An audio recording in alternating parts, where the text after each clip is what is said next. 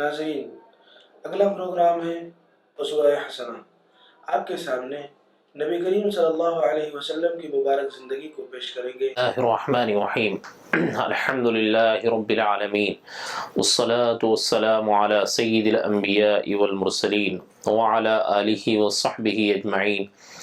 اما بعد فاعوذ باللہ من الشیطان الرجیم، بسم اللہ الرحمن الرحیم۔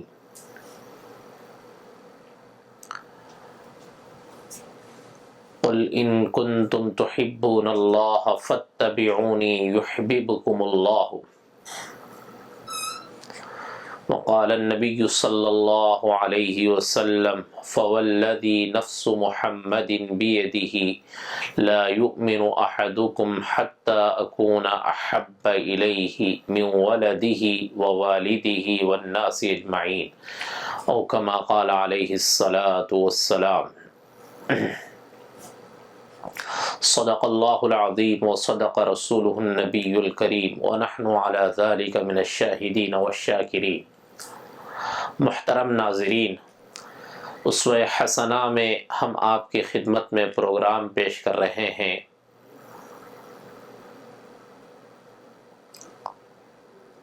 سچی محبت رسول،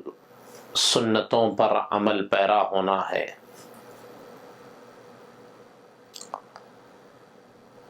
نبی رحمت صلی اللہ علیہ وسلم سے عشق و محبت کے چاہے کتنے ہی دعوے کر لیے جائیں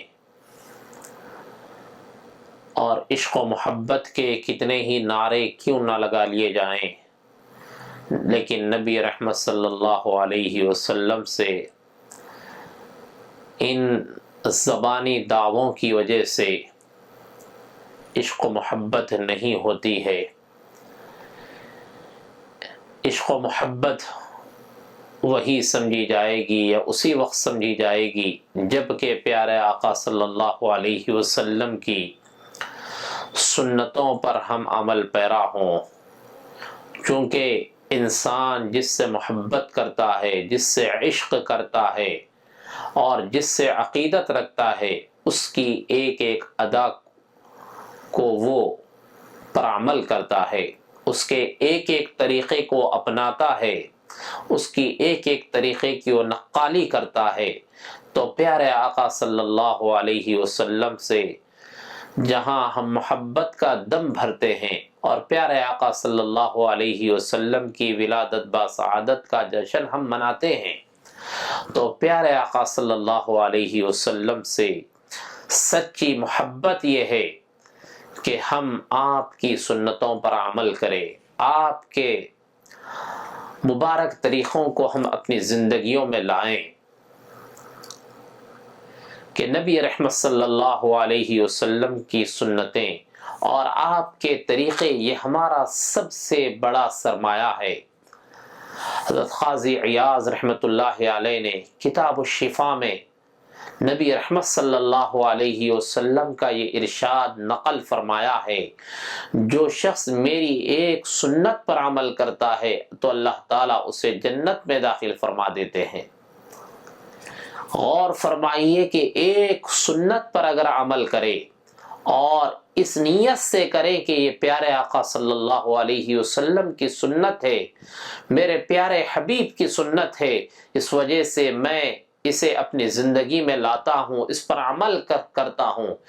تو اللہ تعالیٰ بندے کے اس جذبے کی وجہ سے، اس نیت کی وجہ سے اللہ تعالیٰ ایک سنت کے ذریعے سے اس کی بخشش اور مغفرت کا اللہ تعالیٰ سامان کر دیتے ہیں۔ کہ آج ہمارے سامنے سنتوں کی اہمیت نہیں ہے، سنتوں میں جو نور اللہ نے رکھا ہے، پیارے آقا صلی اللہ علیہ وسلم کے طریقوں میں اللہ نے جو کامیابی رکھی ہے، آج ہمارے سامنے اس کی اہمیت نہیں ہے۔ اس وجہ سے ہم سنتوں پر توجہ نہیں دیتے ہیں، سنتوں پر عمل کی ہم کوشش نہیں کرتے ہیں۔ اللہ تعالیٰ کہنے والے کو بھی اللہ تعالیٰ عمل کے جذبے سے، عمل کی نیت سے کہنے کی حق تعالیٰ توفیق عطا فرمائے، اور سننے والوں کو بھی اللہ تعالیٰ پیارے آقا صلی اللہ علیہ وسلم کی سنتوں پر عمل پیرا ہونے کی نیتوں سے سننے کی توفیق عطا فرمائے۔ اگر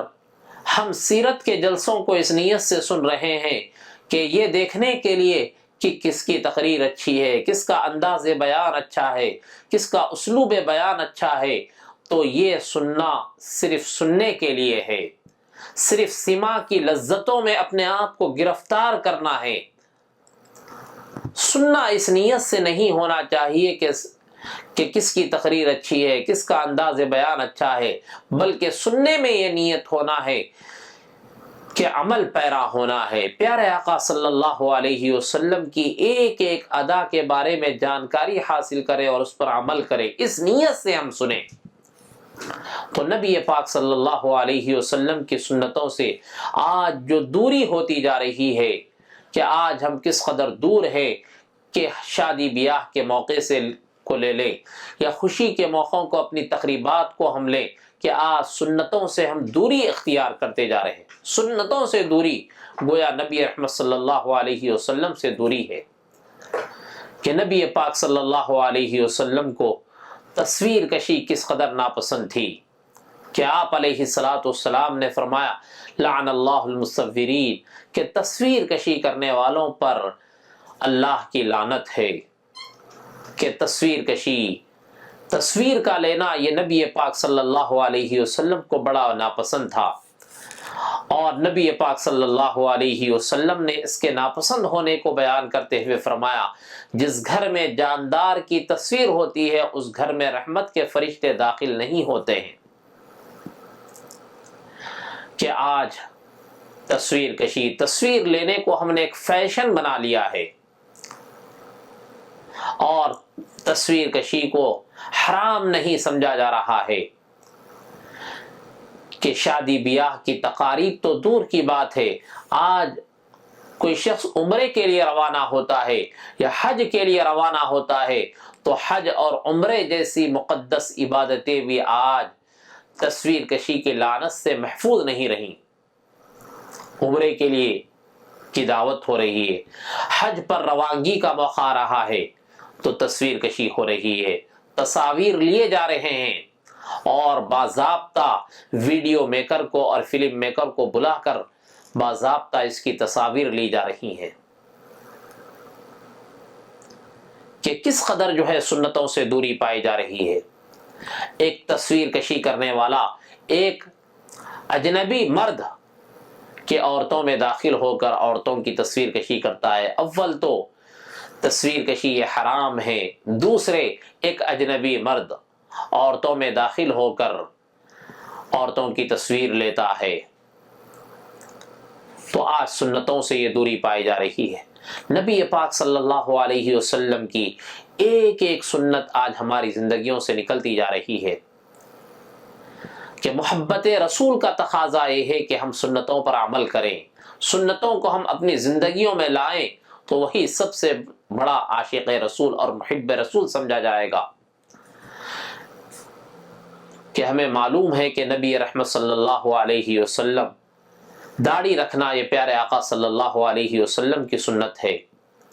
کہ ہم میں سے کتنے لوگ ہیں کہ جو داڑھی کی سنت کو جو ہے پر عمل نہیں کرتے ہیں اور داڑھی منڈواتے ہیں۔ نبی پاک صلی اللہ علیہ وسلم کی سنت کو گویا اپنی زندگی سے نکالا جا رہا ہے، کہ بعض لوگ داڑھی خود تو نہیں رکھتے ہیں لیکن داڑھی رکھنے والے جو متشرح لوگ ہیں ایسے لوگوں کا مذاق اڑاتے ہیں، اور داڑھی کا مذاق اڑاتے ہوئے یہ کہتے ہیں دین میں داڑھی ہے لیکن داڑھی میں دین نہیں۔ گویا ایک داڑھی کا مذاق اڑاتے ہوئے اور استہزاء کرتے ہوئے یہ کہتے ہیں کہ دین میں داڑھی تو ہے لیکن داڑھی میں دین نہیں، کہ یہ گویا ان کی ایک تھیوری ہے، کہ ان کا ایک قول ہے، داڑھی کے استہزاء میں، داڑھی کے مذاق میں، دین میں داڑھی تو ہے لیکن داڑھی میں دین نہیں رکھا ہے۔ کہ اگر ان لوگوں کے اس تھیوری پر عمل کیا جائے تو کسی جو ہے سنت پر عمل نہیں ہوگا اور سنتوں سے دور ہو جائیں گے۔ اگر ان کے اس تھیوری پر عمل کیا جائے تو اس کا مطلب یہ ہوگا کہ جیسے اور جو دیگر سنتیں ہیں کہ دین میں نماز ہے لیکن نماز میں دین نہیں، دین میں حج ہے لیکن حج میں دین نہیں، تو گویا جو ہے سنتوں سے دوری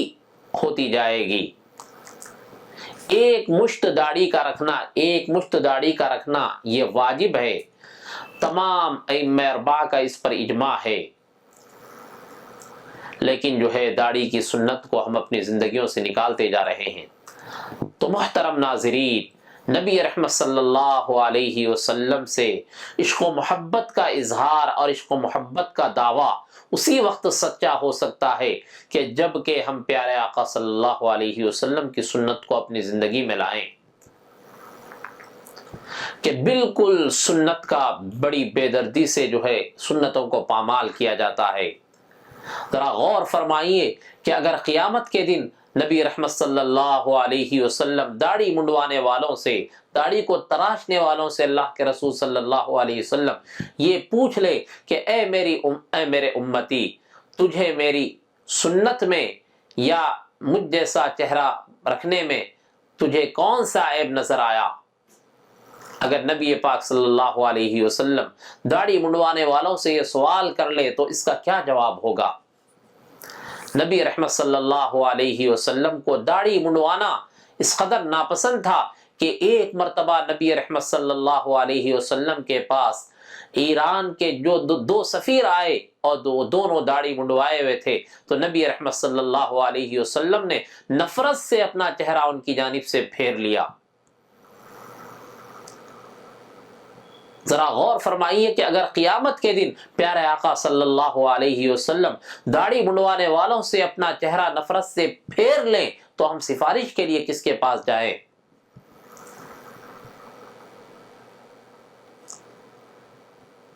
ایک مرتبہ فارسی کے مشہور شاعر مرزا بیدل کے داڑھی منڈوا رہے تھے تو ان کے پاس ایک وفد پہنچا، تو اس وفد کے سربراہ نے مرزا بیدل سے کہا کہ آقا جناب آپ داڑھی منڈوا رہے ہیں، داڑھی تراش رہے ہیں۔ تو مرزا بیدل نے شوخی سے یہ جواب دیا، بڑے شوق سے یہ جواب دیا کہ میں داڑھی منڈوا رہا ہوں، داڑھی کو تراش رہا ہوں، کسی کا دل میں نہیں دکھا رہا ہوں۔ تو اس پر اس وفد کے سربراہ نے جو جواب دیا، یہ جواب ہم سب کے لیے غور طلب ہے کہ جو لوگ نبی رحمت صلی اللہ علیہ وسلم کی اس سنت کو پامال کرتے ہیں، داڑھی کی سنت کو اپنی زندگیوں سے نکالتے ہیں اور جو داڑھی منڈواتے رہتے ہیں، ان کے لیے مرزا اس وفد کے سربراہ کا یہ جواب غور طلب ہے۔ تو اس وفد کے سربراہ نے مرزا بیدل سے یہ کہا کہ آپ داڑھی منڈوا رہے ہیں، کسی کا دل تو نہیں دکھا رہے ہیں، لیکن نبی رحمت صلی اللہ علیہ وسلم کے دل پر آپ آرا چلا رہے ہیں، کہ آپ علیہ الصلوۃ والسلام کی سنت کو آپ پامال کر رہے ہیں۔ تو نبی رحمت صلی اللہ علیہ وسلم کی سنتوں سے دوری بڑھتی جا رہی ہے کہ آپ علیہ الصلوۃ والسلام کے احسانات کا بدلہ گویا احسان فراموشی کی شکل میں ہم دے رہے ہیں۔ کہ آج ہم اپنی شادی بیاہ، اپنی تقریبات کو ہم دیکھیں کہ ہم اپنی تقریبات میں کتنے ایسے کام ہیں جو خلاف سنت کرتے ہیں، سنت کے خلاف کرتے ہیں۔ گویا شادی بیاہ میں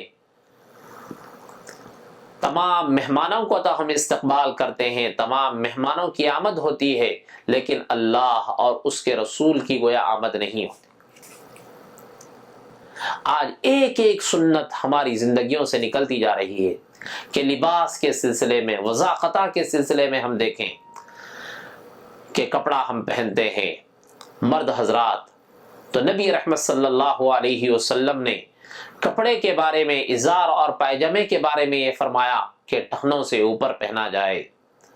اور ٹخنوں سے نیچے کپڑا پہننے کے بارے میں سخت وعید نبی پاک صلی اللہ علیہ وسلم نے بیان فرمائی، ما اسفل من الکعبین من الازار ففی النار،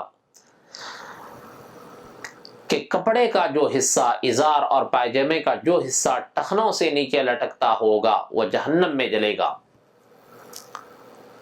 نبی پاک صلی اللہ علیہ وسلم کی سنت یہ ہے، ازار اور تہبند ٹخنوں سے اوپر پہنا کرتے تھے، اور ٹخنوں سے نیچے پہننے کو پیارے آقا صلی اللہ علیہ وسلم نے حرام قرار دیا ہے۔ لیکن آج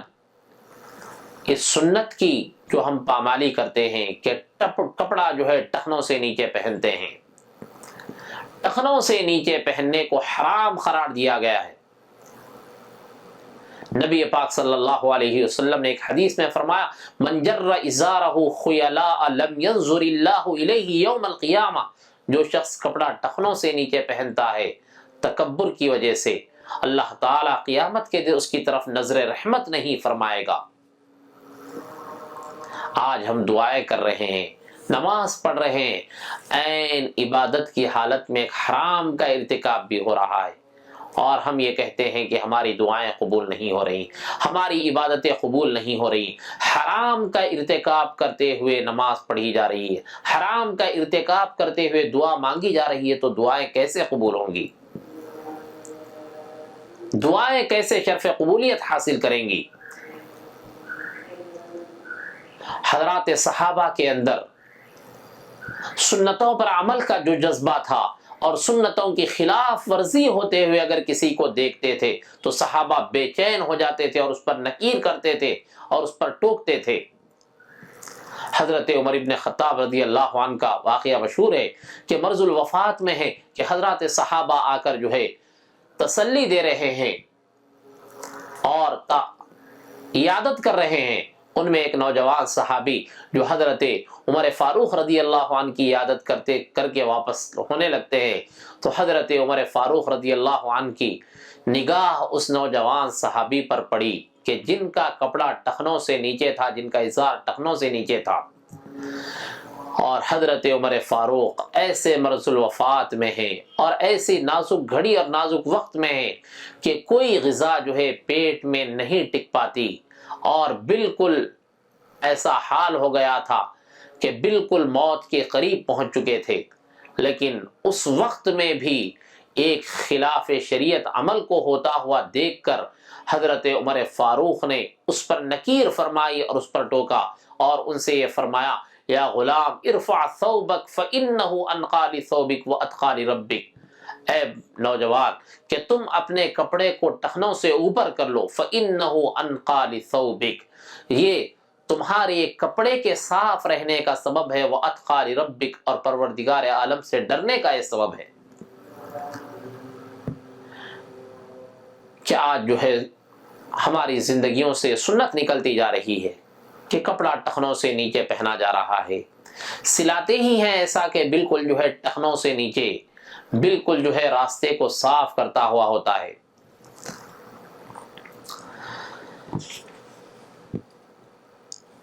نبی رحمت صلی اللہ، واقعہ یہ ہے کہ اتباع سنت کس قدر قیمتی چیز ہے، آج ہمیں اس کی اہمیت کا اندازہ نہیں۔ حضرت حکیم اختر صاحب رحمۃ اللہ علیہ فرمایا کرتے تھے کہ جس قدر قدم قیمتی ہے اتنا ہی قیمتی نقش قدم بھی ہے، جس قدر قیمتی قدم ہوتا ہے اسی قدر قیمتی نقش قدم بھی ہوتا ہے۔ نبی رحمت صلی اللہ علیہ وسلم کے نقش قدم کی جو قیمت ہے، آپ علیہ الصلاۃ والسلام کی سنتوں کی جو قیمت ہے، جو اہمیت ہے، آج وہ ہمارے سامنے نہیں ہے۔ نبی رحمت صلی اللہ علیہ وسلم کو گانے بجانے سے اور موسیقی سے کس قدر نفرت تھی، ہمیں یہ معلوم ہے۔ نبی رحمت صلی اللہ علیہ وسلم کو گانے بجانے کے آلات سے بے حد نفرت تھی کہ آپ علیہ الصلاۃ والسلام موسیقی کو پسند نہیں فرماتے تھے۔ ایک مرتبہ نبی رحمت صلی اللہ علیہ وسلم راستے سے گزر رہے، گانے بجانے کی آواز سنائی دی تو پیارے آقا صلی اللہ علیہ وسلم نے اپنی انگلیوں کو اپنے کانوں میں رکھ لیے، اور جب آگے بڑھے تو حضرات صحابہ سے یہ پوچھا کیا آواز سنائی دے رہی ہے؟ جب صحابہ نے یہ بتایا کہ نہیں، تو آپ علیہ الصلاۃ والسلام نے اپنی انگلی مبارک کو اپنے کانوں سے نکالے۔ اور ایک روایت میں آتا ہے کہ پیارے آقا صلی اللہ علیہ وسلم نے فرمایا الغناء ينبت النفاق کما ينبت الماء الزرع، گانا بجانا دل میں نفاق کو ایسے اگاتا ہے جیسے پانی کھیتی کو اگاتا ہے۔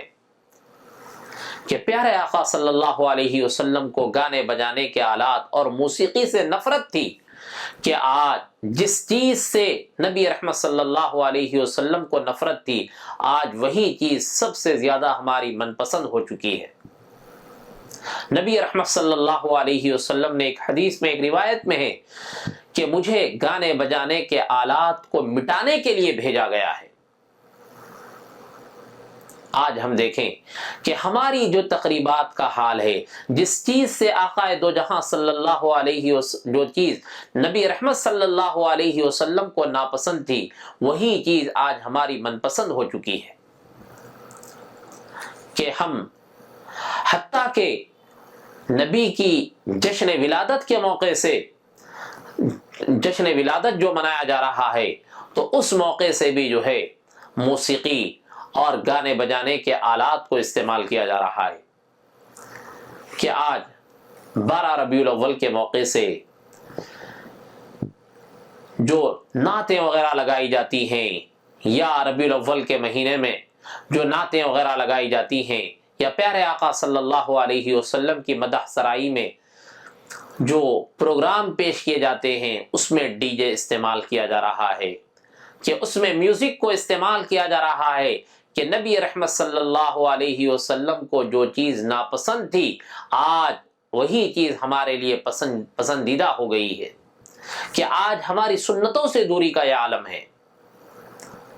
کہ آج جو ہے میوزک اور موسیقی اور گانے بجانے کے اس درجے ہم دل دادا ہو گئے ہیں کہ آج مسلمان نوجوان اس قدر جو ہے اس کا دل دادا ہو گیا ہے کہ موبائل فون میں جب تک جو ہے گانے بجانے، گانوں کو نہ سنایا جائے، اس وقت تک جو ہے نیند نہیں آتی ہے، کہ آج سنتوں سے دوری ایک عام بات ہو چکی ہے، بالکل سنتوں سے جو ہے اپنے آپ کو دور کیا جا رہا ہے۔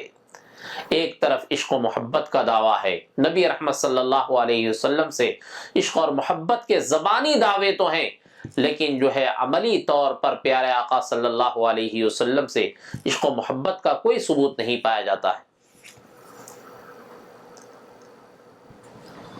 اسی طرح بے شمار سنتیں آج ہماری زندگیوں سے نکلتی جا رہی ہیں کہ شادیوں کی تقریبات کو ہم دیکھیں کہ جہاں جو ہے سنتوں کی جو پامالی ہے، سنتوں سے جو دوری ہے،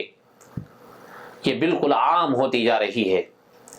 کہ بالکل رخوں پر تو جو ہے یہ لکھ دیتے ہیں النکاح من سنتی فمن رغب عن سنتی فلیس منی۔ سنہرے حروف میں، بڑی جلی حروف میں، بڑے جلی حروف میں یہ حدیث کو ہم لکھتے ہیں،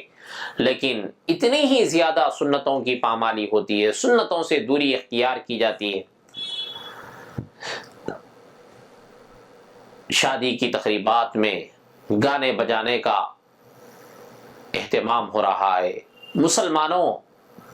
ایک عاشق رسول اور ایک محب رسول اور ایک غیر مسلم کی شادی میں کوئی فرق نہیں پایا جا رہا ہے۔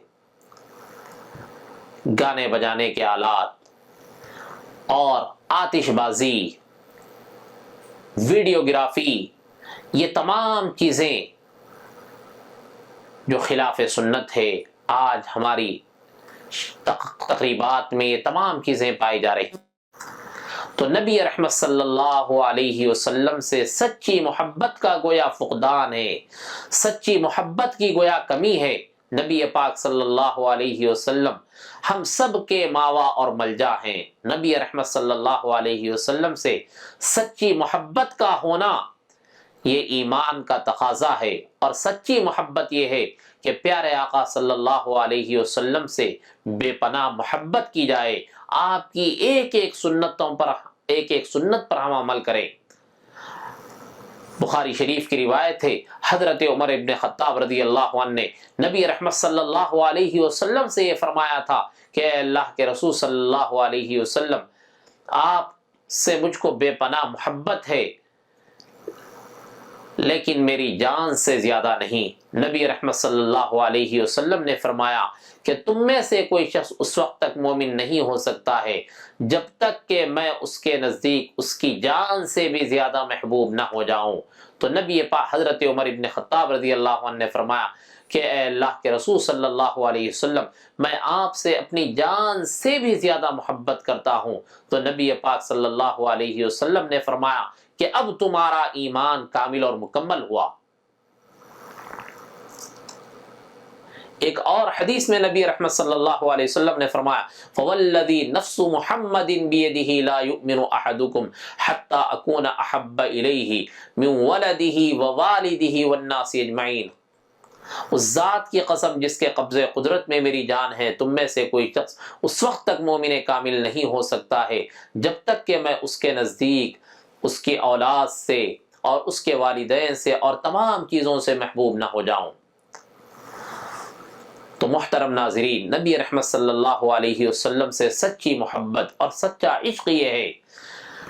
کہ ہم پیارے آقا صلی اللہ علیہ وسلم کی سنتوں کو اپنی زندگیوں میں لائیں اور ایک ایک ادا پر ہم عمل کرنے والے ہو جائیں۔ اللہ تعالی ہمیں پیارے آقا صلی اللہ علیہ وسلم کی سنتوں پر عمل پیرا ہونے کی توفیق عطا فرمائے۔ وآخر دعوانا الحمدللہ رب العالمین۔